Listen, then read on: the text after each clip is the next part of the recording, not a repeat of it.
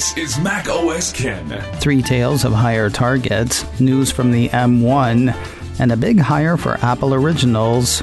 It's Wednesday, the 20th of January, 2021.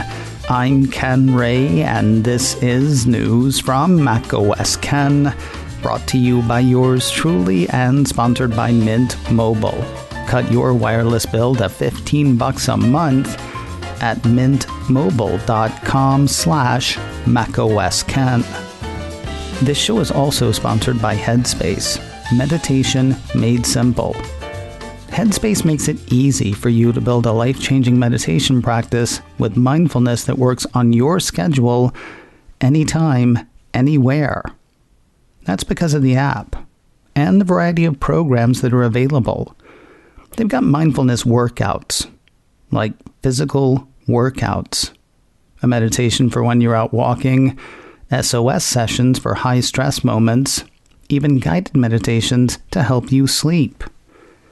I like the walking one, I appreciate the SOS sessions, and I am getting a lot from the Basics program I'm running right now as well. Headspace is backed by 25 published studies on its benefits, 600,000 five-star reviews, and over 60 million downloads. You deserve to feel happier, and Headspace is meditation made simple. Go to headspace.com/macosken. That's headspace.com/macosken for a free 1-month trial with access to Headspace's full library of meditations for every situation. This is the best deal offered right now.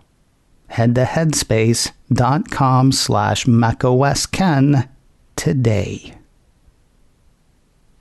Barclays analyst Tim Long has raised his price target on Apple shares, though he is still $12 south of where Apple is now. Apple 3.0 ran part of a note from TipRanks, wherein Long said he doesn't see much happening for the IT hardware sector in 2021. He maintains a neutral industry view, according to the piece. He's neutral on Apple as well.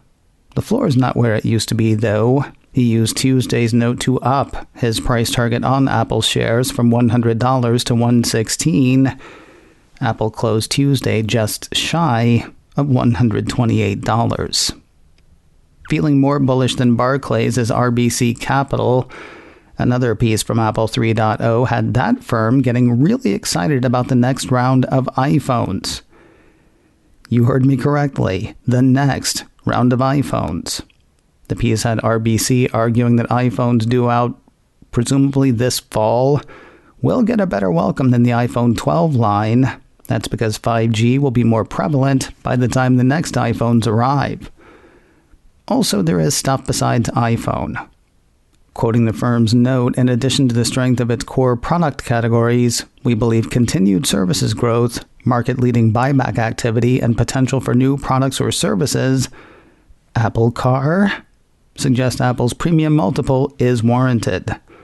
RBC has an outperform rating on Apple shares. They used Tuesday's note to up their price target on the shares from $132 to $145.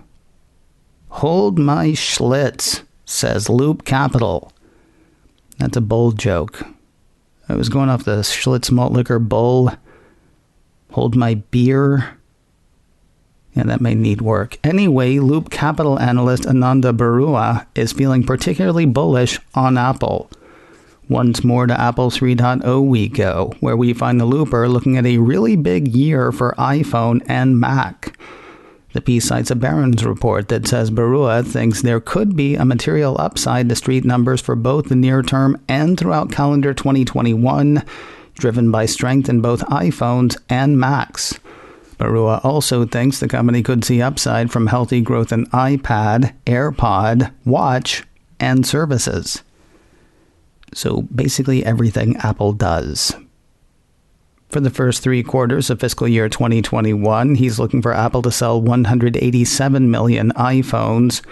That is 19 million more than the street's expecting. For the Mac, he thinks Apple sold 7.3 million in the December quarter. Wall Street consensus has that at a considerably lower 6 million units. According to Barron's, Barua thinks the Mac should enjoy much longer and stronger demand beyond the tailwind from the work-at-home trend. Loop Capital has a buy rating on Apple shares. Barua used his note to up his price target on the shares from $131 to $155. If you own an M1 Mac, sideloading is back. For now, anyway. I told you Monday of a change made by Apple that was keeping people from installing iOS and iPadOS apps that weren't in the Mac App Store on their Apple Silicon Macs. Word was it had been fairly easy to do with an app like iMazing. As of yesterday, it was again. A short update from 9to5Mac says Apple has reverted this server-side change, and it is once again possible to sideload unsupported iPhone and iPad apps on an M1 Mac. The 9to5ers do not expect the sideloading to continue for long. News of an annoying M1 bug. Cult of Mac says Apple Silicon Macs are prone to what it calls a dreaded screensaver bug. Apparently affected machines spontaneously display a screensaver that you can't easily dismiss. If it happens on a MacBook Air or MacBook Pro, the piece says you can close and then reopen your machine, which should get you back to your desktop. Actually, that does sound like an easy way to dismiss it, though kind of a pain. Perhaps the better news, the cult says you can avoid this issue entirely. The way to do that is to disable fast user switching. Also a pain if you've come to rely on the feature, but which one's worse? Cult of Mac says disabling the feature should prevent spontaneous screensavers that you cannot close. It's unclear from the piece whether Apple has acknowledged the issue. No word on when a permanent fix might be in. The device reparability judges at iFixit have had a go at AirPods Max. Those would be Apple's hard-to-get $550 over-the-ear headphones that the company announced and released in December. Sort of heartbreaking to hear someone bought them to break them. Really, though, they broke them to see how easy they'd be to put back together, so cool. Good news if you're wondering, while not easy, they are easier than one might expect to put back together. Ars Technica highlights the teardown. Points of note: the Lightning port is particularly difficult, though not impossible to reach, which is unfortunate given that this is one of the parts most likely to fail. The joint connecting the ear cup with the band is deemed by iFixit to be the most over-engineered bit, and there are lots and lots of little screws on the inside, Torx screws of various sizes, as well as the hard-to-handle pentalobe. Now, rather than being annoyed by all of this, iFixit seems to be impressed. Ours has the outfit saying, with all their intricate precision-engineered parts, AirPods Max remind us more of a mechanical watch than of any pair of headphones. In the end, iFixit gave AirPods Max a reparability score of 6 out of 10. Not easy, but easier than many other Apple products, especially those in the AirPods line. More news in a moment, but first a word from Mint Mobile. Looking at saving money this year? Look no further than your phone. Mint Mobile can cut your wireless bill to as little as $15 a month. They do that by cutting out stuff you don't need, like stores you never go to and benefits that never seem that beneficial. What you do get is unlimited talk and text, plus high-speed data delivered on the nation's largest 5G network. And it comes with a 7-day money-back guarantee. Try it out. Make sure their speed is what you need, that their coverage covers you. If you're not completely satisfied, return it within 7 days for a full refund. For me, it's been great, and a full year cost me less than 3 months on my old carrier. Beat that. To get your new wireless plan for just $15 a month and get the plan shipped to your door for free, go to mintmobile.com/macOSKen. That's MINT, mintmobile.com/macOSKen. cut your wireless bill to $15 a month at mintmobile.com/macOSken. Knock knock. Who's there? Lawyers. Apple is being sued again. I mean, it was a day that ended in Y after all. Apple Insider says the group behind the failed app Coronavirus Reporter is suing the company for not letting its app into the App Store.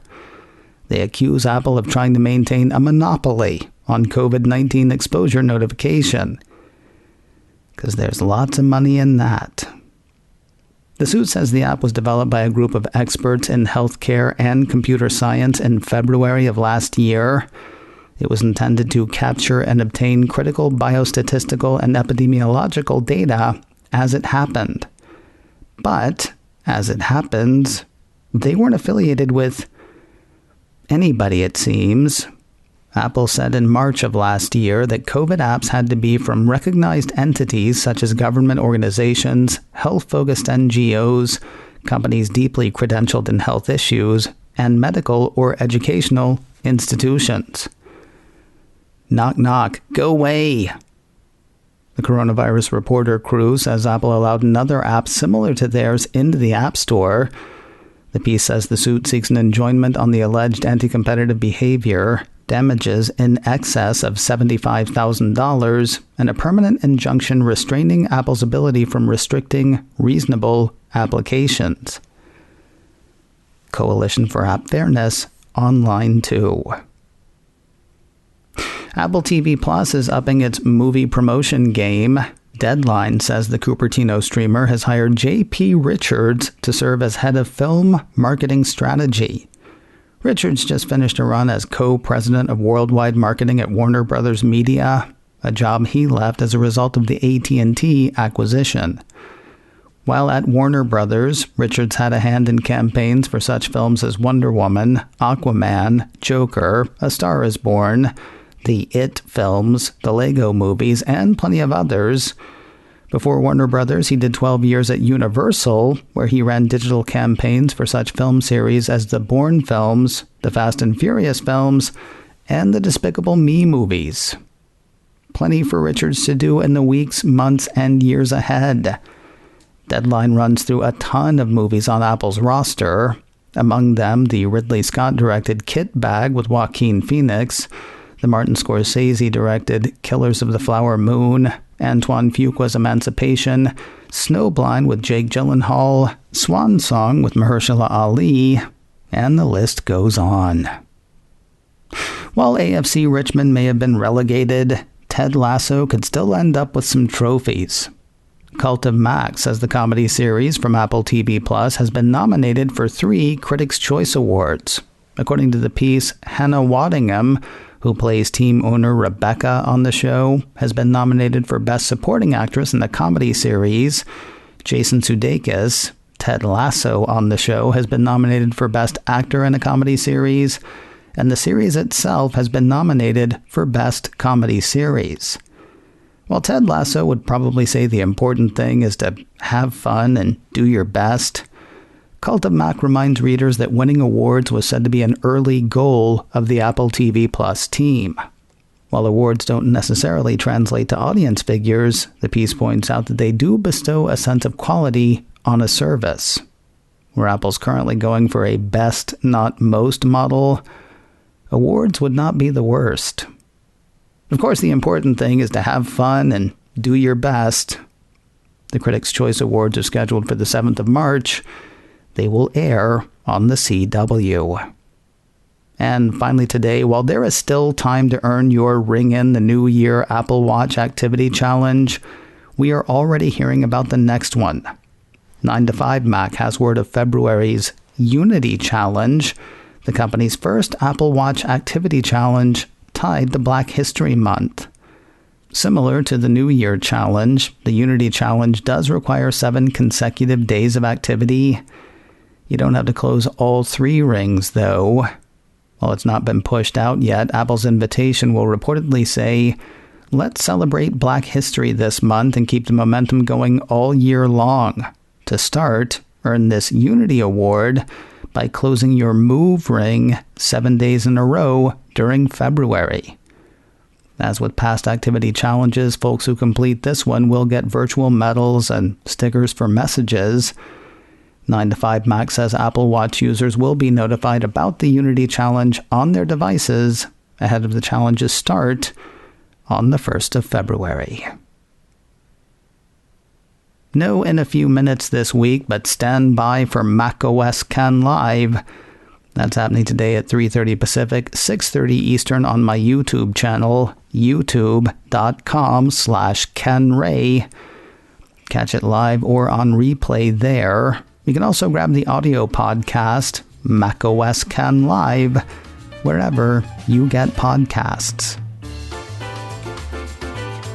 macOS Can, brought to you by me and sponsored by Headspace. Meditation made simple. Get a free 1-month trial at headspace.com/macOScan. This show is also sponsored by Mint Mobile. Cut your wireless bill to $15 a month at mintmobile.com/macOScan. Advertising handled by Backbeat Media, online at backbeatmedia.com. You can reach me a couple of ways. Info at macoscan.com or call 716-780-4080. Until next time, that is news from macOS Ken. I'm Ken Ray.